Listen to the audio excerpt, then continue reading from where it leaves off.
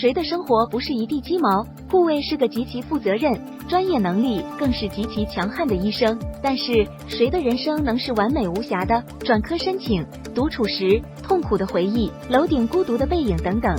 顾魏其实一点都不快乐，我们都是哭着着的，来这世间就是受苦来了，所以怎么苦中作乐是我们一生的命题。顾魏也是如此，至少在第2集的剧情里，他是没有快乐的。不可否认，顾魏面对自己的心理问题，他申请转科是在逃避，也就是说，在当下，至少在第2集的剧情里，他只能选择逃避，因为他找不到那束照亮前方的光。当然，那束光就是林之孝，但是在这集的剧情里，林之孝和顾魏之间明显是误会加深了。先是林之孝偶然听到别的医生评价他是院长的乘龙快婿，并且曾经还造成过医疗事故，后世将顾魏对自己的小关心误会是小杜医生给的。如果是在现实里，也许林之孝与顾魏就会渐行渐远了。按照可能性，也许在现实中，林之孝会和小杜医生在一起也说不定。幸好这是余生电视剧的第2集，所以也就有了以后会反转的剧情铺垫。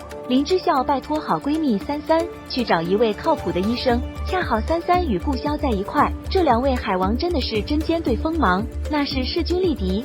顾潇当然就拍着胸脯保证自己能找到非常靠谱的医生，那就是自己的堂哥顾魏。于是一场尴尬的会面就开始了。当时林之孝背后说顾魏的坏话，全被听得一字不差。设身处地的想一想，若是你我面对这种情况，该是怎样的无地自容？林之孝与顾魏肯定是按照这样的大致脉络发展，美好的爱情马上就要开始了。我很激动，剧要慢慢看，以免像某位粉丝说剧荒了，哈哈哈。也希望现实中的我们都能遇到自己可以牵手一生、互为依靠、不离不弃的另一半，这也是苦中作乐的最好方式。这人世间，爱情这只小木筏是渡过人间苦海的唯一途径，需要维护好、爱惜好。